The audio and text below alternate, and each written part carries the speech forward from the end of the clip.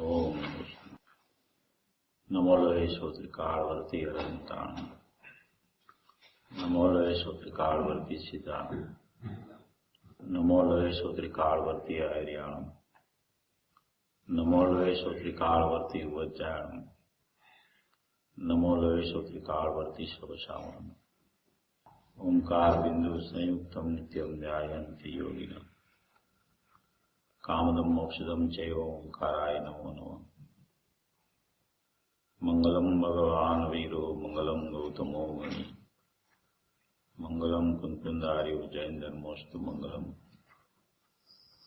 सर्वमंगल मांगल्यम सर्वकल्याणकारकम प्रदानम सर्वधर्माणम जैनम जयतु शासनम। नमः समय साराय स्वानुभूत्या चकास्ते चित स्वभावाय भावाय सर्वभावांतरक्षिते एगो में ससुलोकाग्दान दर्शन लक्षणों शेषा में बहिरा भावा सभे संयोग लक्षण मारो सुशाश्वत एक दर्शन ज्ञान लक्षण जीव है बाकी बधा संयोग लक्षण भाव मुझी बाह्य है एक शुद्ध सदा रूपी ज्ञान दर्शन मय करे कई अन्य ते मारू जरी परमाणु मात्र नहीं हरे जे जाणतो अरहंत ने गुणद्रव्य ने पर्यायपणे ते जीव जाणे आत्म ने कशु मोह पामे लय करे નથી અપ્રમત કે પ્રમત નથી એક જ્ઞાયક ભાવ છે એ રીત શુદ્ધ કથાય ને જે જ્ઞાત તે તો તે જ છે જેમ નેત્ર તેમજ જ્ઞાન નથી કારક નથી વેદ કરે જાણે જ કર્મોદય નિર્જરાબંધ તેમજ મોક્ષ। ઓમ શ્રી નમસ્તે દેવ્ય નમસ્તે દેવ્ય નમસ્તે। અત્યારે જે ગુરુદેવશ્રીના પ્રવચનમાં એ સાધ્ય સાધક અધિકારની શરૂઆત આજથી જ જે થઈ છે તે ઘણો જ અપૂર્વ અધિકાર છે। સ્યાદવાદ અધિકારના જે 14 કળશ છે 14 ભંગ રૂપી દ્રવ્ય ક્ષેત્ર કાળમાં વસ્તુનાથી એક અને નિત્ય નિત્ય એવા જે 14 કળશ સ્યાદવાદ અધિકારમાં ચાલ્યા બાદ સાધ્ય સાધક અધિકારની રાજમલજી સાહેબે એમાં રચના કરેલી છે। આ જે કળશ ટીકાકાર છે ને રાજમલજી એ રાજમલજી છે ને અનુભવના રસિયા છે। એની વાણીમાં દરેક કળશમાં અનુભવ નીકળતો હોય છે। એની અનુભવશીલી વાણી છે। એના કોઈ પણ કળશ આપણે વાંચીએ તો એમાં આપણને અનુભવની વાત વારંવાર આવ્યા કરે। આપણને એમ થાય કે અમૃતચંદ્ર આચાર્ય જયારે સમયસર આદિમાં કળશોની રચના કરી હશે અને એ કળશોમાં એને કેટલો મહિમા આવ્યો હશે અને એના ઉપરથી એને કળશ ટીકા એટલે કળશનો વિસ્તાર કરી અને એક સમયસર કળશ ટીકા એવી રીતે એક રચના કરી શાસ્ત્રની। એવી જે અદભુત નિધિમાં એને 14 ભંગ જે સ્યાદવાદ અધિકારના લેખા એ 14 ભંગ એટલા બધા અપૂર્વ છે એટલા અલૌકિક છે કે સ્યાદવાદ જેને કહેવામાં આવે કે સ્યાદવાદ એટલે જ્ઞાન સાથે સુસંગત એવી દ્રષ્ટિ જેને થાય એને ખરેખર સ્યાદવાદ કહેવામાં આવે છે। સ્યાદવાદ અને અનેકાંત એવું વસ્તુનું સ્વરૂપ છે કે સ્યાદવાદ ને અનેકાંત વગર વસ્તુનો જન્મ થતો નથી। અનેકાંત સ્વરૂપી ભગવાન આત્મા છે એ અનેકાંતમાંથી જે સમ્યક એકાંત કાર્ય છે એને સમ્યક અનેકાંતનો જન્મ થઈ જાય છે। કૃપાળુ દેવ શ્રીમદ રાજચંદ્રજીએ એક વાત લખી છે કે અનેકાંતિક જ્ઞાન પણ સમ્યક એકાંત એવા નીચ પદની પ્રાપ્તિ સિવાય અન્ય હેતુએ એ અનેકાંત ઉપકારી થતું નથી। જે ગુરુદેવ શ્રી આના ઉપર પ્રવચનો પણ કરેલા છે। આ એક જ લાઈન ઉપર ગુરુદેવે પ્રવચનો કરેલા છે કે અનેકાંતિક જ્ઞાન કોને કહેવાય।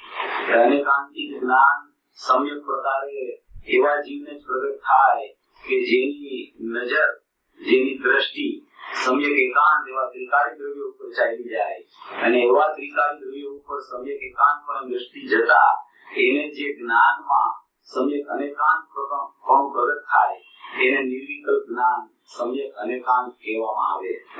આવા સમ્યક અનેકાંત પ્રગટ કરવા માટે સમ્યક એકાંતની દ્રષ્ટિ જોઈ, એની નજર જોઈ. સમ્યક એકાંત એટલે પોતાનો જ્ઞાન સ્વભાવિક ત્રિકાળી આત્મા જે પરમ પારિણામિક ભાવ દર્શને લક્ષિત છે, જે સદાય નિત્ય વિદ્યમાન છે, નિત્ય ઉદ્યોગરૂપ છે, અનાદિ અનંત છે, એકરૂપ છે, અભેદ અખંડ છે, એવો જે પોતાનો શાશ્વત ચૈતન્ય પરમાત્મા છે, જેમાં ચૈતન્ય ગુણો વસેલા છે, એવો જે જ્ઞાન ને આનંદમય ત્રિકાળ પરમાત્મા છે, એનું જયારે લક્ષ થાય છે, એનો જયારે અહમ થાય છે, એના તરફ જયારે એની દ્રષ્ટિ ચાલી જાય છે, ત્યારે એને દ્રષ્ટિપૂર્વક જ્ઞાનમાં સમ્યક અનેકાંત એટલે સ્યાદવાદનો જન્મ થાય છે. આવો સ્યાદવાદ જેને પ્રગટ થાય એને સાધક કહેવામાં આવે. એવો સાધક છે, એ સાધકની દ્રષ્ટિ ધ્યેય એટલે ત્રિકાળી દ્રવ્ય ઉપર હોય અને એવા સાધકની ત્રિકાળી દ્રષ્ટિ ત્રિકાળી દ્રવ્ય ઉપર દ્રષ્ટિ ચાલ્યા જ કરે તો એને મોક્ષ રૂપી સાધ્ય પ્રગટ થઈ જાય. એવું સાધ્ય પ્રગટ થાય, એ સાધ્ય પ્રગટ થાય, એ સાધકને પ્રગટ થાય અને એ સાધક સમ્યક એકાંત પૂર્વક થયેલો હોય અને એ સાધક સમ્યક એકાંત એટલે ત્રિકાળી દ્રવ્યને દ્રષ્ટિ અને જ્ઞાનમાં લઈ અને સાધક પણ એનું એની પર્યાયમાં સમ્યક પણ પ્રગટ કરે, અનેકાંતિક જ્ઞાન પ્રગટ કરે, સમ્યક જ્ઞાનની પ્રગટતા થાય. એવો સાધક ત્રિકાળી દ્રવ્યનું વારંવાર અવલંબન લઈ અને જયારે પોતે એક અંતર્ભૂત પોતાના જ્ઞાયકમાં લીન થઈ જાય, જયારે કોઈ વિકલ્પની ઉત્પત્તિ ન રહે, જયારે જ્ઞાન અને જ્ઞાયક એવો ભેદ વિકલ્પ પણ છૂટી જાય, ત્યારે એને સાધ્ય રૂપી મોક્ષ દશા પ્રગટ થાય. એવો આ સાધક સાધ્ય અધિકાર ચાલે છે. એ સાધક સાધ્ય અધિકારમાં દ્રવ્ય એને કે છે, દ્રવ્ય ગુણ પર્યાયમય દ્રવ્ય કે છે. ત્રિકાળી દ્રવ્ય એકલાને દ્રવ્ય નહીં કહે, કારણ કે ત્રિકાળી દ્રવ્ય સાધકની દ્રષ્ટિમાં આવી ગયું છે અને સમ્યક જ્ઞાન પ્રગટ થઈ ગયું છે. એવો સાધક જે છે એ દ્રવ્ય ગુણ પર્યાય સ્વરૂપ આખા સ્વરૂપને માનતો હોય છે. એને ભેદ નથી દેખાતો, એને અભેદની દ્રષ્ટિપૂર્વક જ્ઞાન વર્તતું હોય છે અને એવા જ્ઞાનમાં એ ઉપાધિ પણ ઉપર એને ચાલતું હોય છે અને એને જ્ઞેય જ્ઞાન પણ ચાલતું હોય છે અને જ્ઞાતા જ્ઞાન ને જ્ઞેયના કોઈ વિકલ્પ નથી હોતા. એવું જ્ઞાતા જ્ઞાન ને જ્ઞેય પણ અભેદપણે નિત્ય એને ચાલ્યા કરતું હોય છે. એને એમ કહેવાય કે દ્રવ્ય ગુણ પર્યાયમય એનો આત્મા છે. સાધકની જયારે વાત ચાલતી હોય ત્યારે દ્રવ્ય ગુણ પર્યાયમાં ભેદ ન પડે. મિથ્યા દ્રષ્ટિની વાત ચાલતી હોય ત્યારે દ્રવ્ય ગુણ પર્યાયનું લક્ષ કરતા, પર્યાયને હે કરતા, ત્રિકાળી દ્રવ્યને ઉપાદેય કરતા એને સમ્યક જ્ઞાનનો જન્મ થાય એવી ચર્ચા આવે. જ્યારે કોઈ શાસ્ત્ર ક્યુ ચાલે છે, એમાં અધિકાર ક્યુ ચાલે છે, એમાં આચાર્ય ભગવાનને સિદ્ધ શું કરવું છે, એ વાત આપણે જ્યારે શાસ્ત્ર પૂજી ગુરુદેવ શ્રીના શ્રીમુખે સાંભળવા બેસીએ ત્યારે આપણા જ્ઞાનમાં એ બરાબર નિર્ણય હોવો જોઈએ કે અત્યારે અહીંયા સાધક સાધ્ય અધિકારની શરૂઆત થઈ છે. સાધક એને કહેવાય કે જેને આત્માને સાયદો હોય એને સાધક કહેવામાં આવે અને એ સાધતા જ્યારે એની પરિપૂર્ણતા થઈ જાય ત્યારે મોક્ષ રૂપી એને સાધ્ય પ્રગટ થઈ જાય. એવો આ સાધક સાધ્ય અંતિમ અધિકાર સમયસારનો જેવા 264 થી 278 કળશ ભરેલા છે એવો આ અપૂર્વ અધિકાર છે. કોઈ આચાર્ય ભગવાનના શાસ્ત્રો હોય છે એના બધા અધિકારો અપૂર્વ હોય છે.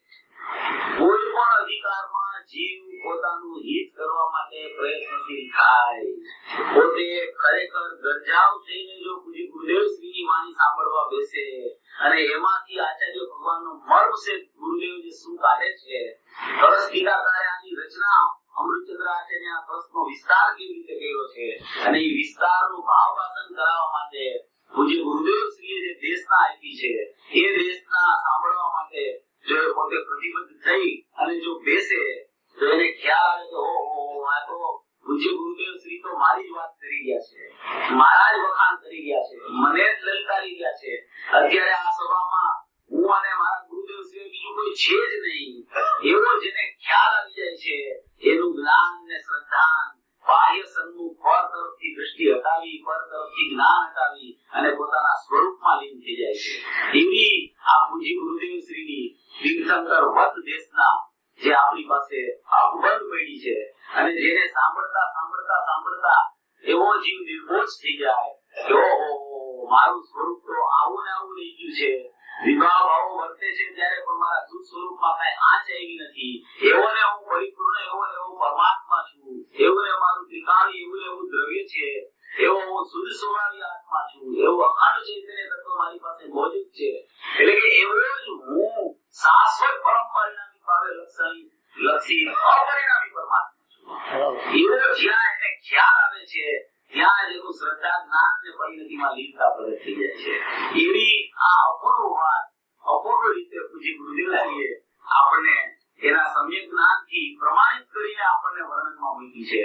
એટલે આ પૂજ્ય ગુરુદેવ શ્રીની વાણી જે છે ને એ ચમત્કારિક વાણી છે. ચમત્કારિક એને સાંભળતા સાંભળતા સાંભળતા જીવને એમ થઈ જાય કે ઓહો આવું અપૂર્વ મારું સ્વરૂપ છે, આવો ભાવ અંદરમાં ભાવવાન તરીકે ભરેલો છે, એવું જ્યારે ખ્યાલ આવે જે કોઈ પણ તરસ કે કોઈ પણ ગાથા ઉગાડે તો એનામાં એનું સ્વરૂપ જ દેખાય. આચાર્ય ભગવાન કે સાધક જીવો શાસ્ત્રમાં એવી જ રચના કરતા હોય છે કે તારું સ્વરૂપ આવું છે, તારા સ્વરૂપની દ્રષ્ટિ કર, તારા સ્વરૂપનું જ્ઞાન કર, તારા સ્વરૂપ તરફ તું ચાલ્યો જા, એવું જ શાસ્ત્રમાં લખાણ આવે છે. એ શાસ્ત્ર એવી રીતે વાંચવાના છે કે એ મને બતાવવા માટે આ શાસ્ત્ર છે. શાસ્ત્રને બતાવવા માટે શાસ્ત્ર નથી હોતા, શાસ્ત્ર સ્વરૂપને બતાવવા માટે હોય છે. એવા આ અપૂર્વ શાસ્ત્રો આપણી પાસે મોજૂદ છે. એમાં સમયસારજી પરમાગમ શાસ્ત્ર છે. સમયસારજી પરમાગમ શાસ્ત્રની રચના કુંતુર આચાર્ય દેવે કરી અને કુંતુર આચાર્ય દેવ સદે મહાવિદ્ય ક્ષેત્રમાં આયા પોલું થી પોતે સદે મહાવિદ્ય ક્ષેત્રમાં ગયા.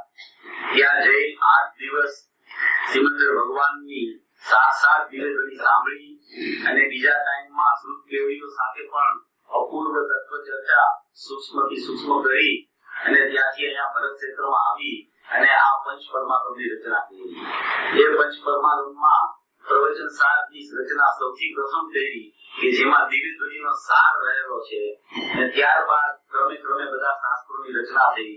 એમાંનું આ અણમોલ શાસ્ત્ર અનુપમ શાસ્ત્ર સમયસારજી પરમાગમ છે કે જે સમયસારજી પરમાગમ પૂજ્ય ગુરુદેવ શ્રીના હાથમાં આવતા જ એને એમ થવા માંડ્યું જે હાથમાં આવ્યું ત્યાં કે આ શાસ્ત્ર તો અશરીરી થવાનું શાસ્ત્ર છે.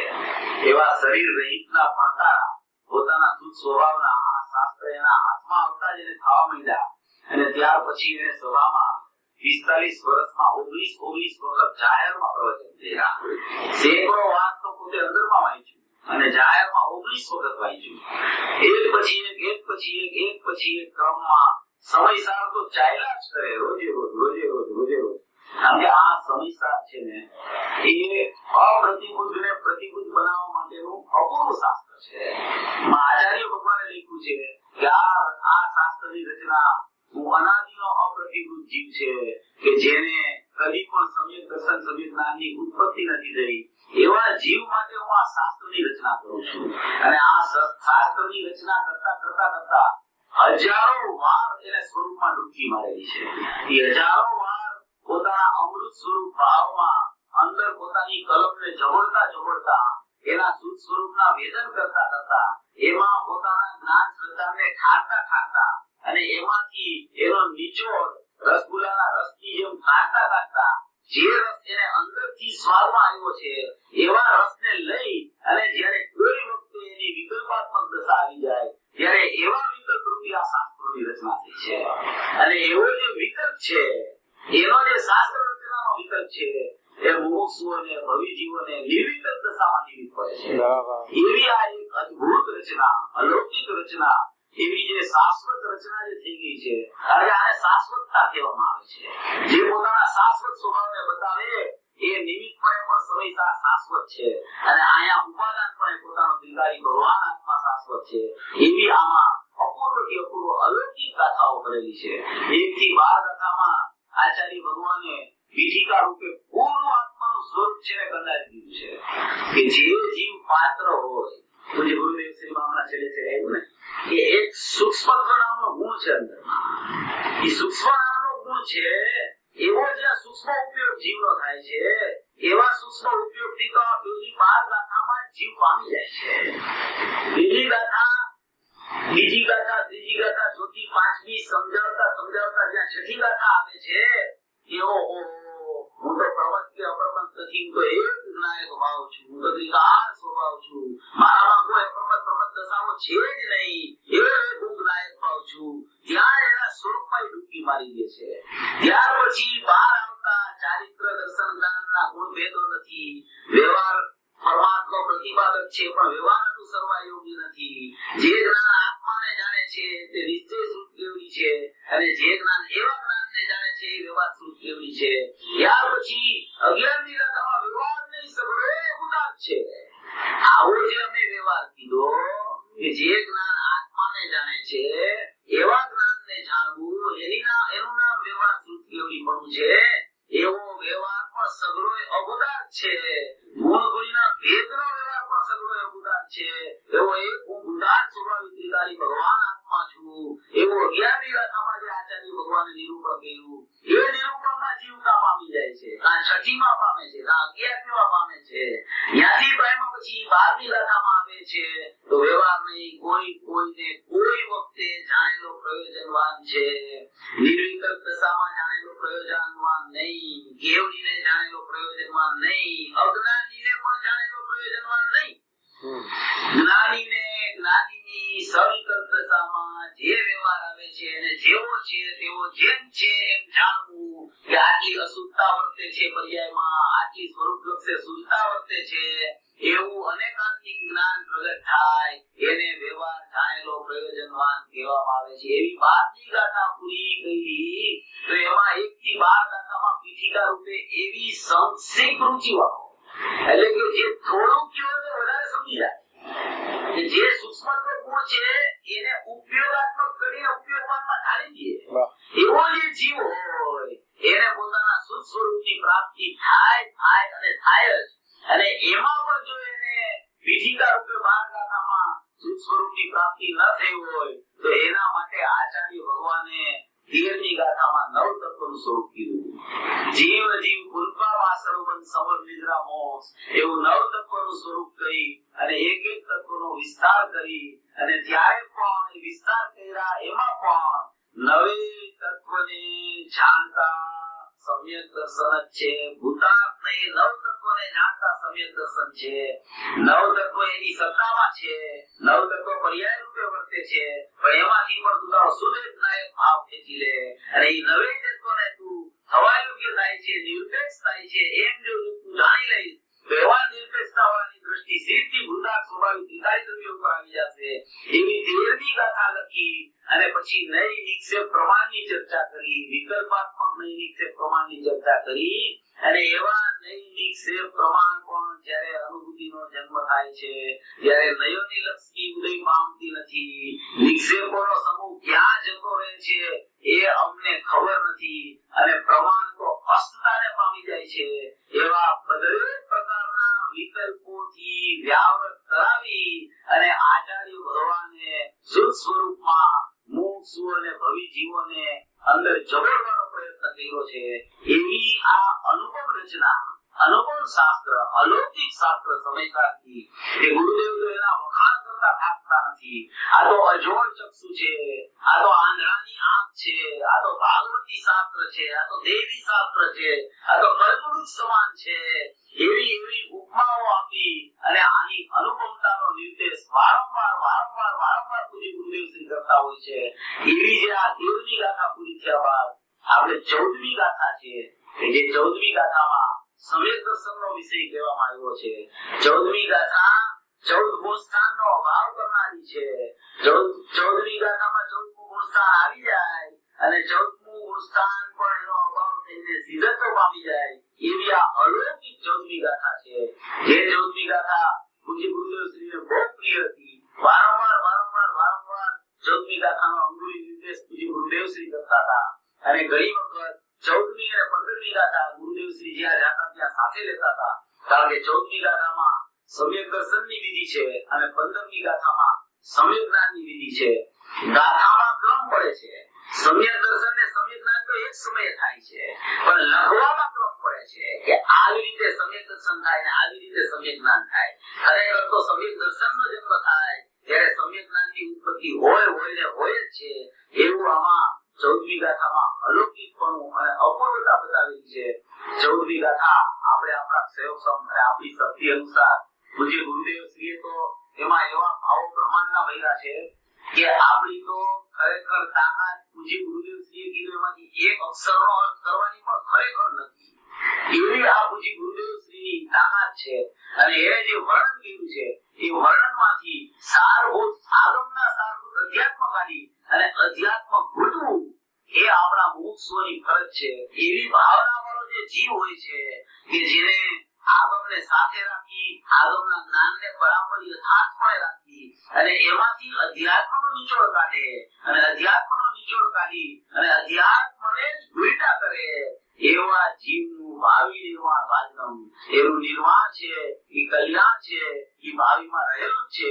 એવી આ અનુપમ ગાથા છે, અલૌકિક ગાથા છે, જેનો આપણે બધા મુમુક્ષુ ભાઈઓ બહેનો સાથે મળીને સ્વાધ્યાય કરવાનું છે. આ 14મી ગાથા ઉપર સૌથી પહેલા એનો કળશ આવે છે.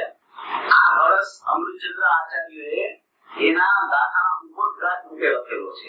એટલે ગાથામાં જે ભાવ આવવાનો છે એ ભાવ આ કળશમાં એને કંડાવી દીધો છે કે આખી ગાથામાં વસ્તુનું સ્વરૂપ શું આવવાનું છે, વસ્તુની સ્થિતિ કેવી રીતે રહેલી છે, એ વસ્તુની સ્થિતિ કેવી રીતે રહેલી છે, એ વસ્તુનો સ્વભાવ તને કેવી રીતે પ્રાપ્ત થાય, એમાં તારે એ વસ્તુ કેવી રીતે રહેલી છે એનું જ્ઞાન યથાર્થ કરી અને એનો સ્વભાવ એમાંથી તારવી, એમાંથી ખેંચી અને એ સ્વભાવને દ્રષ્ટિમાં લઈ અને એનું પરિણમન સમ્યક પ્રકારે કેવી રીતે થાય એની વાત આમાં કરેલી છે. આમાં એક વાત આવી ને કે 13મી ગાથામાં કે અંદર છુપાયેલી આત્મજ્યોતિ બહાર કાઢવાની છે. 9 તત્વોમાં છુપાયેલી આત્મજ્યોતિ, એ 9 તત્વોમાં છુપાયેલી આત્મજ્યોતિ કેવી રીતે બહાર નીકળે એનું આમાં વર્ણન છે. 14મી ગાથામાં અને આ કળશમાં કે આત્મજ્યોતિ એ બહાર છુપાયેલી નથી. આત્મજ્યોતિ બીજી કોઈ જગ્યાએ નથી. જે મુસંબી હોય ને મુસંબી, તો મુસંબી આખી હોય ને આખી મુસંબી, એ આખી મુસંબીને શું કહેવાય? જ્ઞેય કહેવાય. જ્ઞેય. હવે એ મુસંબી આખી જ્ઞેય છે. એ જ્ઞેયને તમે ફેંકી દો તો રસ ચાલ્યો જાય અને જ્ઞેયને તમે ખાવા માંડો તો છોટા તમારે ખાવા પડે. તો એમાંથી તમારે રસ કાઢવો હોય, રસ કાઢીને તમારે રસ પીવો હોય તો એ 9 તત્વો જ્યાં રહેલા છે એમાં છુપાયેલી રસરૂપી આત્મજ્યોતિ છે. એ 9 તત્વોમાં છુપાયેલી છે. 9 તત્વોની બહાર નથી ક્યાં. એ 9 તત્વોમાં છુપાયેલી આત્મજ્યોતિ છે. એવા મુસંબીના છોટાને દૂર કરી એને હે કરી અને રસને ઉપાદેય કરીને અંદરથી રસ ચૂસવાનો છે. એવી આત્મજ્યોતિ સર્વજીવ પાસે પડેલી છે. સર્વજીવ પાસે પ્રમાણ જ્ઞાનથી એનો આત્મા રહેલો છે. સર્વજીવ પાસે 9 તત્વોમાં છુપાયેલી આત્મજ્યોતિ પડેલી છે. એવા 9 તત્વોમાંથી આત્મજ્યોતિ છુપાયેલી કેવી રીતે બહાર કાઢવી અંદરથી, એમાં એનો આમાં વિસ્તાર છે. એવી અલૌકિક ગાથા છે, અપૂર્વ ગાથા. પૂજ્ય ગુરુદેવ શ્રી તો કોઈ પણ ગાથા આવે એને અપૂર્વ કહે. કારણ કે એવું છે કે આચાર્ય ભગવાન નકામું કાંઈ લખતા નથી. આચાર્ય ભગવાન અંદર ડૂબકી મારી અને વિકલ્પાત્મક દશામાં આવે ત્યારે આચાર્યને વિકલ્પ આવે છે લખવાનો. અધિકાંશ આચાર્યોને મુનિરાજ તો પોતાના સ્વરૂપમાં જ લીન રહેતા હોય છે. એ સ્વરૂપમાં લીનતા પૂર્વક એનું સ્વરૂપમાં લીનતા જામતા જામતા જામતા ક્યારે શ્રેણી આવી જાય, ક્યારે સપક શ્રેણી આવે અને ક્યારે યથાર્થાચાર્ય ચરિત્ર આવીને કેવળ જ્ઞાન થઈ જાય એને વિકલ્પ જ નથી આવતો. એવો અધિકાંશ આચાર્યોને મુનિરાજ તો સ્વરૂપમાં લીન થઈને અંદર ચાલ્યા જઈને મોક્ષમાં ચાલ્યા જાય છે. કોઈ આચાર્યને આવો વિકલ્પ આવે છે અને એ વિકલ્પ આપણા માટે નિર્વિકલ્પ દશામાં નિમિત્ત પડે છે. એવી આ રચના છે, અદભુત રચના. 10મો વર્ષ છે. આગળ સુજનૈનો ઉદય થાય છે તેની સૂચના શ્લોક રહે છે. આત્મ સ્વભાવમ પરભાવ વિન્નમ આપૂર્ણમાજમ અર્ધિ મુક્તમેકમ વિલીન સંકલ્પ વિકલ્પ જાલમ પ્રકાશયન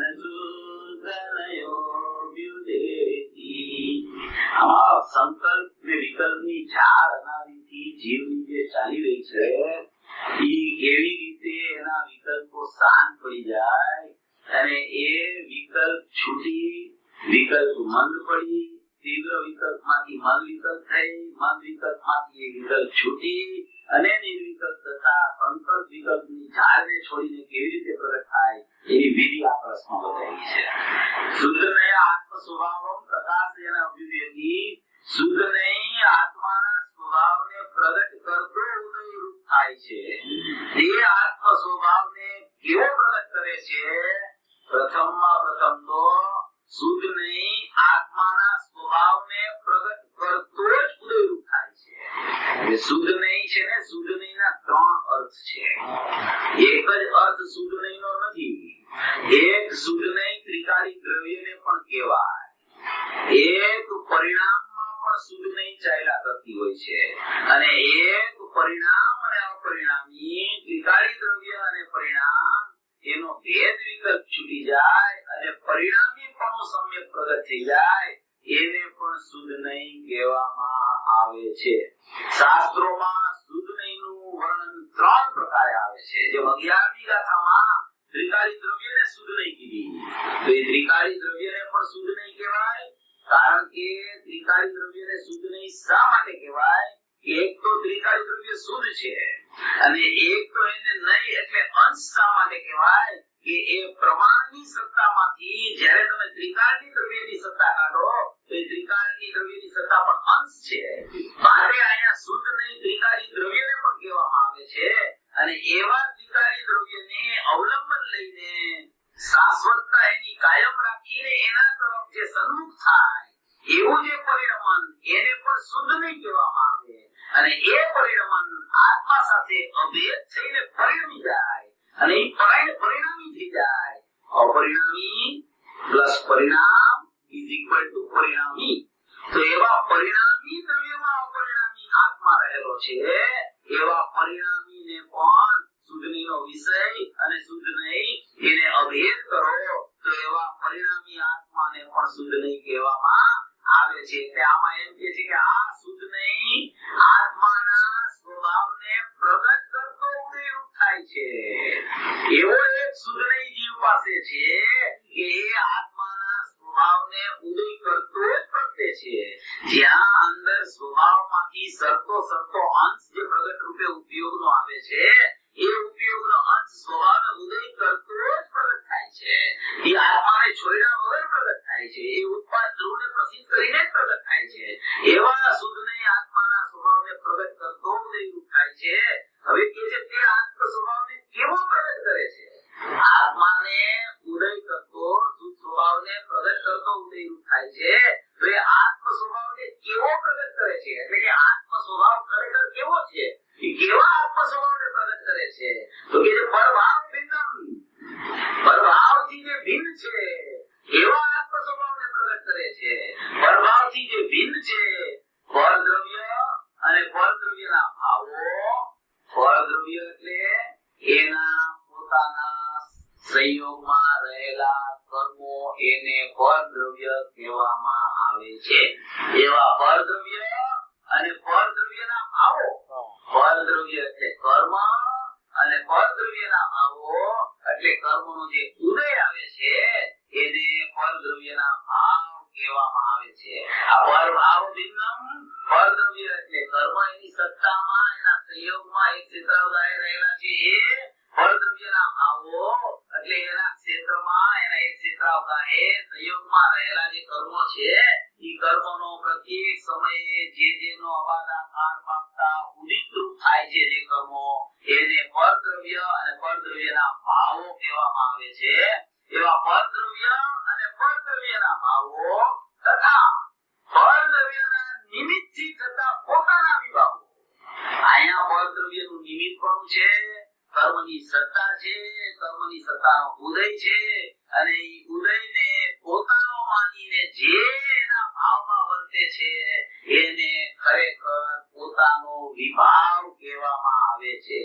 આવા પરદ્રવ્યના ભાવો અને એના નિમિત્તે થતો પોતાનો વિભાવ ભાવ એટલે કે પોતાનો રાગાદી ભાવ પોતાનો વિકારી ભાવ, મિથ્યા દર્શન, મિથ્યા જ્ઞાન, મિથ્યા ચારિત્ર એટલે મોહ રાગ દ્વેષના ભાવોની જે પોતાની પર્યાયરૂપ સત્તામાં, એક સમયની સત્તામાં બહિર્લક્ષ્ય જે ઉત્પત્તિ થાય છે એને ખરેખર પરદ્રવ્ય અને પરદ્રવ્યના નિમિત્તે થતા પોતાના વિભાવિક વિકારી ભાવો કહેવામાં આવે છે.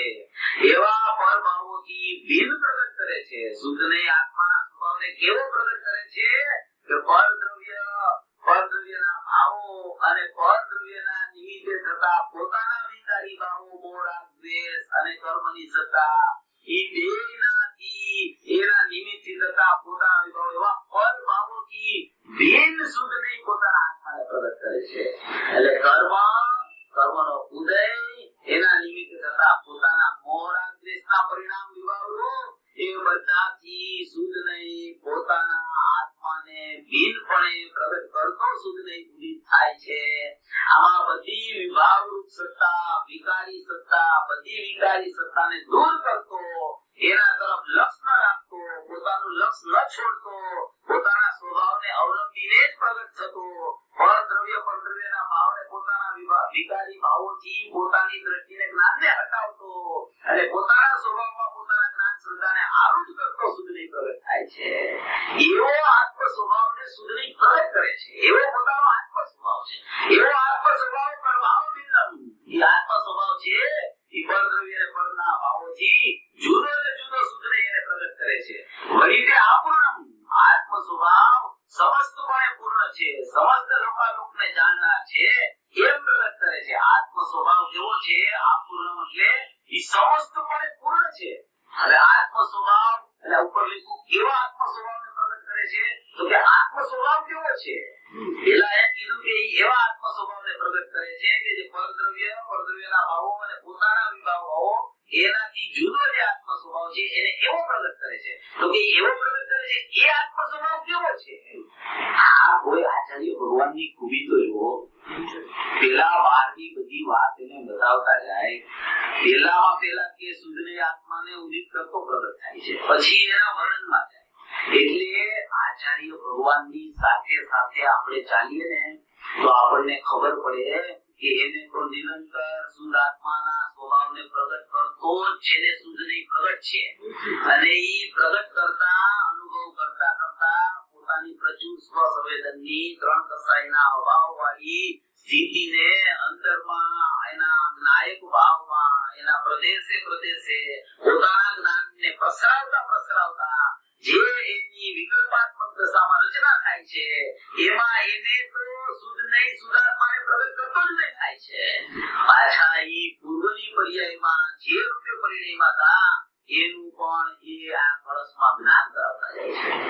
પરદ્રવ્ય અને પરદ્રવ્યના ભાવો અને એના નિમિત્તે થતા પોતાના વિકારી ભાવો એનાથી ભિન્નપણે ઉપાસવામાં આવતો જે શુદ્ધ મેં કીધો એવો જે જ્ઞાયક ભાવ સર્વજીવનો પ્રગટ છે. સર્વજીવ પાસે જ્ઞાયક ભાવ વિદ્યમાન છે. સર્વજીવનો જ્ઞાયક ભાવ આપૂર્ણ છે, પરિપૂર્ણ છે, શાશ્વત છે, ત્રિકાળ છે, અખંડ છે, એકરૂપ છે, નિત્ય છે, સ્વભાવભૂત અભેદ છે. એવો જે જ્ઞાયક ભાવ, એવી જે પોતાની અસ્થિ કે જેમાં પરદ્રવ્ય અને પરભાવોની સદાય નાસ્તિ રહેલી છે, એવું અસ્થિ અનેકાંત સ્વરૂપ પોતાનું છે. એવો આત્મ સ્વભાવ કેવો છે તો કે આપૂર્ણ છે, પરિપૂર્ણ છે. આત્મ સ્વભાવ સમસ્તપણે પૂર્ણ છે. સમસ્તપણે પૂર્ણ છે તો એ સમસ્તપણે પૂર્ણતા છે એ કેવું છે? એ સત્વ સમસ્તપણે પૂર્ણ છે આત્મ સ્વભાવ તો એ કેવું પરિપૂર્ણ તત્વ છે તો કે એ લોકાલોકને જાણનાર છે. એની શક્તિ એવી છે કે એ લોકાલોકને જાણનાર એવી શક્તિ પેઢી છે. કોઈ એની શક્તિની પરિપૂર્ણતા પોતાની બતાવવા માટે લોકાલોકનો નિમિત્ત પણ પ્રદર્શિત કરે છે.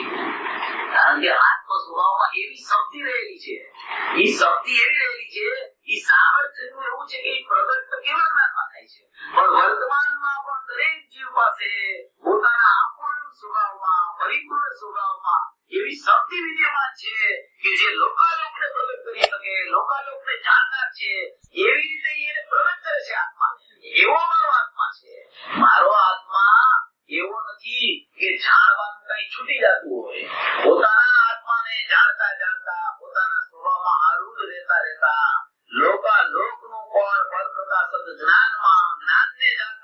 થઈ જાય એવો મારો અખંડ સ્વભાવ જ્ઞાનાનંદમય રહેલો છે, એવો મારો શુદ્ધાત્મ સ્વભાવ, શક્તિરૂપ સ્વભાવ, સ્વભાવરૂપ સ્વભાવ, અનંત ગુણોનું ગોદામ, અનંત શક્તિનો સંગ્રહાલય, અનંત સ્વભાવનો સાગર, એવી જે મારી શક્તિરૂપ વ્યવસ્થા છે, એવો જે આત્મ સ્વભાવ છે એ લોકાલોકને જાણનાર છે એમ પ્રગટ કરે છે. કારણ કે જ્ઞાનમાં ભેદ કર્મ સંયોગથી છે. કર્મનો સંયોગ જ્યારે નિમિત્ત પડે અને એ નિમિત્તનું અવલંબન જ્યારે જ્ઞાન લે ત્યારે એમ કહેવાય કે જ્ઞાનમાં જે ભેદ પડ્યો એ કર્મના સંયોગથી પડે છે. જ્ઞાન તો હવે જ છે, એમાં ભેદ ક્યારે પડે? કર્મના લક્ષે, કર્મના નિમિત્તે આયા જ્ઞાનને જો જોવે તો જ્યાં નિમિત્ત નૈમિત્તિક સંબંધ ઉભો થાય ત્યાં ભેદરૂપ જ્ઞાનની ઉત્પત્તિ થયા વગર રહેતી નથી. એટલે કર્મના સંયોગે આયા જ્ઞાનમાં ભેદ કર્મ સંયોગથી છે. શુદ્ધ નહીંમાં કર્મ કોણ છે? શુદ્ધ નહીંમાં કર્મ કોણ છે એટલે કે કર્મમાં કર્મની સત્તા રહેલી છે, પણ શુદ્ધ નહીં જ્યારે પોતાના સ્વભાવને ઉદિત કરતો પ્રગટ થાય છે, સ્વભાવનો અવલંબન લેતો પ્રગટ થાય છે, ત્યારે ત્યાં કર્મનો અનુદય હોય છે. કર્મની સત્તા પર દ્રવ્ય તરીકે છે, પણ અહીંયા ઉદયમાં અહીંયા જ્યાં સ્વભાવનું અવલંબન લે છે ત્યાં નિમિત્તપણે કર્મનો અનુદય હોય છે, કર્મનો ઉદય નથી હોતો. એટલે ત્યાં એનું લક્ષ જતું નથી, અહીંથી લક્ષ છૂટતું નથી, અને એવા કર્મ ગૌણપણે રહી જાય છે અને શુદ્ધ નહીં ઉદિત થતો પ્રગટ થઈ જાય છે. વળી તે આદિ અંત વિમુક્તમ, આત્મ સ્વભાવને આદિ અંતથી રહિત પ્રગટ કરે છે. આદિ એટલે સમયવર્તી પર્યાય છે, એક સમયવર્તી પર્યાય છે, બીજે સમયે વ્યય થાય છે. જે પૂજ્ય ગુરુદેવ શ્રી આજે કેટલો વિસ્તાર થયો. પર્યાય, ઉત્પાદ, વ્યય કેવી રીતે થાય છે? એક સમયે એક ગુણની એક જ પર્યાય હોય છે, એ પર્યાય બીજે સમયે વ્યય થઈ જાય છે, બીજે સમયે વ્યય થાય છે, ઈ જ સમયે પાછી બીજી નવી પર્યાયનો ઉત્પાદ હોય છે. એવું ઉત્પાદ વ્યય ધ્રુવયુક્તમ સત એક સમયમાં છે, એક સમયમાં ઉત્પાદ વ્યય ધ્રુવયુક્તમ સત છે. એક પર્યાયનો ઉત્પાદ થયો, એક પર્યાયનો ઉત્પાદ કોઈ પણ ધારો કે સમજો કે રાગની પર્યાયનો ઉત્પાદ થયો, તો પૂર્વની રાગની પર્યાય છે ને ઈ વ્યય થાય ત્યારે જ નવી રાગની બીજી પર્યાયનો ઉત્પાદ થાય. તો રાગની એક સમયની પર્યાયનો ઉત્પાદ થયો, એ જ સમયે જૂની પર્યાય નથી, જૂની પર્યાયનો વ્યય, એ જ સમયે નવી પર્યાયનો ઉત્પાદ, અને એ જ સમયે ધ્રુવપણું કાયમ કાયમ કાયમ કાયમ જે છે. હવે એની સીધી કેવી રીતે થાય? રાગની પર્યાય એક સમયે ઉત્પાદ થઈ ગઈ, પૂર્વ સમયમાં રાગની પર્યાય વ્યય થઈ ગઈ. હવે એની સીધી તમે કરી કેવી રીતે શકો? આપણે માની લીધું એમ, પણ હવે એ કેવી રીતે સિદ્ધ થાય કે આવી રીતે જ છે? ત્યારે તમારે એમ વિચાર કરવો કે જ્યારે સમ્યક દર્શન પ્રગટ થાય, સમ્યક દર્શનની પર્યાય આ સમયે પ્રગટ થઈ, તો પૂર્વની પર્યાયમાં તો મિથ્યા દર્શન હતું, અને આ સમયે સમ્યક દર્શનની પર્યાય થઈ. તો સમ્યક દર્શનની પર્યાયનો જ્યારે ઉત્પાદ થયો ત્યારે નિયમથી પૂર્વમાં મિથ્યા દર્શન હતું એનો વ્યય થયો, અને ધ્રુવનું ઈ સમયે પર્યાયને અવલંબન થયું. તો ઉત્પાદ વ્યય ધ્રુવયુક્તમ સાત એ સમયે નિશ્ચિત થઈ ગયા. અને બીજો ન્યાય કે પૂર્વની પર્યાય વર્તમાન પર્યાયને કાંઈ આપી શકતી નથી. ગમે તેટલી ઉત્કૃષ્ટમાં ઉત્કૃષ્ટ સુભાવની પર્યાય હોય, પણ એનો અભાવ થાય ત્યારે જ શુદ્ધભાવ ઉત્પન્ન થાય છે. માટે પૂર્વની પર્યાયના વ્યય પૂર્વક જ સચપણે નવી ઉત્પાદ પર્યાયનો પર્યાય ઉત્પાદ પોતાના સ્વતંત્ર સંચારથી થાય છે. એને એમ કહેવામાં આવે કે ઉત્પાદ વ્યય ધ્રુવયુક્તમ સત એક સમયમાં છે. સમંત ભદ્રાચાર્ય એવું લખ્યું છે કે અમારા સર્વજ્ઞ એવા છે કે જે ઉત્પાદ વ્યય ધ્રુવયુક્તમ સતને એક સમયમાં જાણે છે, એને અમે સર્વજ્ઞ કહીએ છીએ. જે માર્ગમાં, જે પંથમાં એને બે સમય કહેવામાં આવે છે કે પહેલે સમયે જ્ઞાન ને બીજે સમયે દર્શન, કે પહેલે સમયે દર્શન ને બીજે સમયે જ્ઞાન, એને અમે સર્વજ્ઞત્વ પણ કહેતા નથી. અમારા સર્વજ્ઞ એવા છે કે જે એક જ સમયમાં ઉત્પાદ વ્યય ધ્રુવયુક્તમ સતને જેમ છે એમ અખંડપણે જાણી લે છે, એને અમે સર્વજ્ઞપણું સિદ્ધ કરીને કહી છીએ કે અમારા સર્વજ્ઞ તો આવા છે કે જે સમયે જે પર્યાય ઉત્પાદ થાય એ જ સમયે પૂર્વની પર્યાયનો વ્યય જોઈ લે છે, અને એ જ સમયે ધ્રુવને જોતા હોય છે. એવા સર્વજ્ઞને અમે વંદન કરીએ છીએ. એમ કહીને સમંત ભદ્રાચાર્ય સ્વયંભૂ સ્તોત્રમાં ઘણા શ્લોકો લખ્યા છે.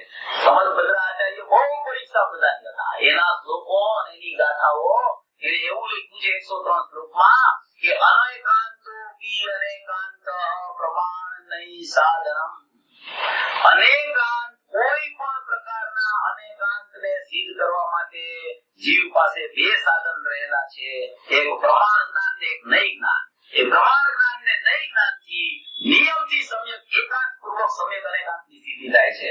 પેલા પ્રમાણ પૂર્વક નહીં હોય છે અને પછી નય પૂર્વક પ્રમાણ પ્રગટ થાય છે. પહેલું પ્રમાણ વિકલ્પાત્મક છે, એ વિકલ્પાત્મક પ્રમાણમાંથી શુદ્ધ નયનો વિષય ત્રિકાળી દ્રવ્ય કાઢે છે, તો એ ત્રિકાળી દ્રવ્ય સન્મુખ જ્ઞાન જાય તો એને એમ કહેવાય કે પ્રમાણમાંથી નય કાઢી અને એ જ્ઞાન દ્રવ્ય તરફ જાય તો એ નય પૂર્વક પ્રમાણ થાય, એને સમ્યક જ્ઞાન કહેવામાં આવે છે. આવું પ્રમાણ નય સાધનમ અનેકાંતોપી અનેકાંત પ્રમાણ નય સાધનમ. કોઈ પણ પદાર્થની સિદ્ધિ માટે પ્રમાણ ને બે નય બે થી જ પદાર્થની સિદ્ધિ થઈ શકે છે.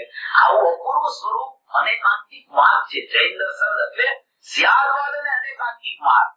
સ્યાદવાદ ને અનેકાંતિક માર્ગ પ્રગટે સમ્યક પ્રકારે કેવી રીતે એ શુદ્ધ ત્રિકાળી દ્રવ્યના આશ્રય સિવાય ન પ્રગટે. એના સિવાયનું જે અનેકાંત છે એ ખરેખર મિથ્યા અનેકાંત છે, ખરેખર વિકલ્પાત્મક અનેકાંત છે.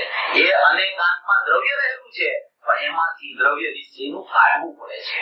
બે પ્રકારના દ્રવ્ય કીધા છે નય ચક્રમાં. બે પ્રકારના દ્રવ્ય એક પ્રકારનું નથી, દ્રવ્ય બે પ્રકારના છે. એક પ્રમાણનું દ્રવ્ય, એક નિશ્ચયનું દ્રવ્ય. પ્રમાણનું દ્રવ્ય દ્રવ્ય ગુણ પર્યાય સ્વરૂપ વસ્તુ છે. એ પ્રમાણનું દ્રવ્ય પણ અનાદિ અનંત છે. કોઈ સમયે દ્રવ્ય પર્યાય વિના વસ્તુ રહી શકતી નથી.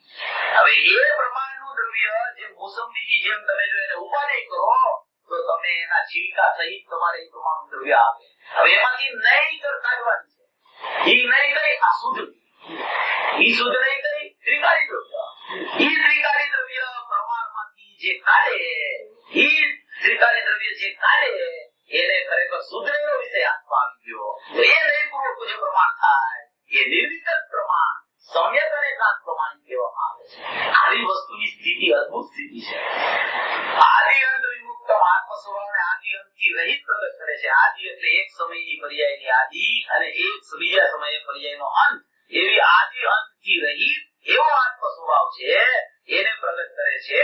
અર્થાત કોઈ આદિથી માંડીને જે કોઈથી ઉત્પન્ન કરવામાં આવ્યો નથી અને ક્યારેય કોઈથી જેનો વિનાશ નથી એવા પારિણામિક ભાવને પ્રગટ કરે છે. એટલે કે કોઈ પર્યાયથી દ્રવ્યની ઉત્પત્તિ નથી અને કોઈ પર્યાયના નાશથી પારિણામિક ભાવનો નાશ નથી એવો ત્રિકાળી આત્મ સ્વભાવ છે એને પ્રગટ કરે છે. હવે બીજો સરસ વિષય છે, આમાં આપણે વિચાર છે જરા જોઈ લઈએ. વળી તે એકમ આત્મ સ્વભાવને એક સર્વ ભેદભાવોથી દ્વૈતભાવોથી રહિત એકાકાર પ્રગટ કરે છે. આત્મ સ્વભાવને બધા પ્રકારના ભેદભાવો એટલે કે પર્યાય રૂપ ભેદ આત્માનો અને આત્માનો ગુણ રૂપી ભેદ એવા કોઈ પણ ભેદભાવોથી એને રહિત એકાકાર એક રૂપ અખંડ નિત્ય શાશ્વત દેવ એમ એને પ્રગટ કરે છે. કોઈ દ્રવ્યનો પર્યાય અપેક્ષાએ ભેદ પડી પાડતો નથી અને દ્રવ્યનું શાશ્વત સ્વરૂપ ગુણમય છે એવા ગુણના પણ ભેદ વગર એવો એકાકાર દ્વૈત ભાવોથી રહિત એકાકાર પ્રગટ કરે છે. અને વિલીન સંકલ્પ વિકલ્પ જાલમ જેમાં સમસ્ત સંકલ્પ વિકલ્પના સમૂહો વિલય થઈ ગયા છે એવો પ્રગટ કરે છે. એટલે શુદ્ધ નહીં આત્માના સ્વભાવને પ્રગટ કરે છે. એમાં કોઈ સંકલ્પ કે વિકલ્પ ખરેખર છે જ નહીં. સંકલ્પ ને વિકલ્પના સમૂહો છે એ વિલય થઈ ગયા એટલે કે ચાલ્યા ગયા છે એવો આત્મ સ્વભાવને પ્રગટ કરે છે. આમાં વ્યાખ્યા કરી છે દ્રવ્ય કર્મ, ભાવ કર્મ, નવ કર્મ આદિ ભૂતગલ દ્રવ્યોમાં પોતાની કલ્પના કરવી તેને સંકલ્પ કહે છે અને દેવના ભેદથી જ્ઞાનમાં ભેદ માલુમ થવો તેને વિકલ્પ કહે છે. આવો શુદ્ધ નહીં પ્રગટ રૂપ થાય છે, પ્રકાશ રૂપ થાય છે. દ્રવ્ય કર્મ, ભાવ કર્મ અને નવ કર્મ એ ત્રણેયને ભૂતગલ દ્રવ્ય ગણાય છે. દ્રવ્ય કર્મ, ભાવ કર્મ અને નવ કર્મ આદિ ભૂતગલ દ્રવ્યોમાં પોતાની કલ્પના કરવી તેને સંકલ્પ કહે છે. આમાં ભાવ કર્મ ને પોતાની પર્યાયમાં નથી લીધું. અત્યારે આચાર્ય ભગવાન એમ કે છે કે જે સંકલ્પ ને ચાલે છે એ સંકલ્પ ખરેખર એનો અનુભાગ ભાવ કર્મનો પણ ભૂતગલ દ્રવ્યોમાં પડ્યો છે. અને જો તું અહીંયા લક્ષ કરીશ તો તને નવું પર્યાયમાં ભાવ કર્મની પ્રગટતા થાય છે. અને એ પ્રગટતા થાય એવા ભાવ કર્મ અને દ્રવ્ય કર્મ અને નવ કર્મ એનાથી રહિત છે તારો આત્મા. એવો તારો શુદ્ધ સ્વભાવ છે, એવો તારો જ્ઞાયક ભાવ છે. સંકલ્પ એને કહેવાય ઉદ્ગલ દ્રવ્યમાં પોતાના સ્વભાવની કલ્પના કરવી, એને મિથ્યાત્વ કહેવાય. અને એ મિથ્યાત્વથી આગળ વધીને વિકલ્પની ભૂમિકા ચાલે, જ્ઞેયના લક્ષ્ય જ્ઞાનમાં ભેદ માલુમ પડે, એને અનંતાનુબંધીનો વિકલ્પ કહેવાય. એક મિથ્યાત્વ થયું અને એક રાગના પરિણામ થયા. હવે અહીંયા જ્ઞેયના સંબંધે જ્ઞાનમાં ભેદ માલુમ પડવો તેને વિકલ્પ કીધો. તો એ વિકલ્પના બે પ્રકાર, એક રાગાત્મક વિકલ્પ અને એક જ્ઞાનાત્મક વિકલ્પ.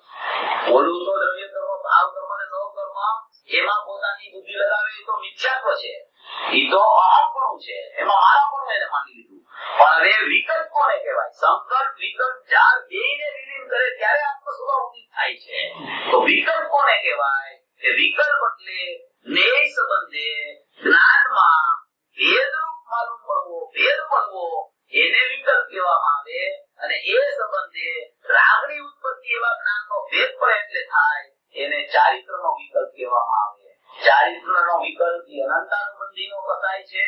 એટલે એવો જ્ઞાનનો ભેદ જ્ઞેયના સંબંધે અહીંયા જ્ઞાન જ્ઞાયકને છોડી દઈએ તો એને એમ કહેવાય કે જ્ઞાનનો ભેદ પડ્યો. તો એ જ્ઞાનનો જ્યાં ભેદ પડે અને રાગની ત્યારે જ ઉત્પત્તિ થાય, એને અનંતાનુબંધી કસાય કહેવામાં આવે. અને એ અનંતાનુબંધી કસાય છે એનું જે અહીંયા જ્ઞાન વર્તે, એ જ્ઞાનમાં એનું જાણવું થાય, એને જ્ઞાનાત્મક વિકલ્પ કહેવામાં આવે. આવો રાગાત્મક વિકલ્પ અને જ્ઞાનાત્મક વિકલ્પ અને દ્રવ્ય કર્મ, ભાવ કર્મ, નો કર્મમાં અહમ પણ એનું નામ મિથ્યાત્વ. એવા મિથ્યાત્વ એટલે કે મોહ અને અહીંયા ઉત્પન્ન થતા જ્ઞાનના ભેદે રાગ દ્વેષ, એવા મોહ રાગ દ્વેષથી જુદો એક જ્ઞાયક આત્મા એમ જ્યાં સુધી ન જાણે તો જ્ઞાનમાં પણ જો ભેદ પડે તો એને જ્ઞાનનો પણ વિકલ્પ કહેવામાં આવે છે. જ્ઞાનાત્મક વિકલ્પ, જ્ઞાનાત્મક વિકલ્પ ઇઝ ઇક્વલ ટુ ઇન્દ્રિય જ્ઞાન. કે ઇન્દ્રિય જ્ઞાનમાં રાગનું જાણવું અને પર પદાર્થનું જ્ઞેયનું જાણવું એના ઇન્દ્રિય જ્ઞાનમાં નિરંતર ચાલ્યા કરે છે. કારણ કે જ્ઞેય હોય ને ત્યાં અહીંયા સામે જ્ઞાન હોય. જ્ઞાન હોય એ જ્ઞાન જ્યાં સુધી અભેદ ન પરિણમે, ભેદરૂપ નહીં, ત્યાં સુધી એને ઇન્દ્રિય અને મનનું અવલંબન હોય છે. એટલે એને ઇન્દ્રિય જ્ઞાન કહેવામાં આવે છે. આવા દ્રવ્ય કર્મ, ભાવ કર્મ, નો કર્મથી રહી, સંકલ્પની ઝાડથી રહી, વિકલ્પની ઝાડથી રહી, રાગાત્મક અને જ્ઞાનાત્મક વિકલ્પની ઝાડથી પણ રહી, એવું એક અખંડ જ્ઞાનમય ચૈતન્ય તત્વ, એવા તત્વને શુદ્ધ નહીં આત્માના સ્વભાવને પ્રગટ કરતો ઉદયરૂપ થાય છે. આવો ઉદય સર્વભવી જીવો, મોક્ષાર્થી જીવોને અલ્પકાળમાં પ્રગટ થાય એવી મંગલ ભાવના.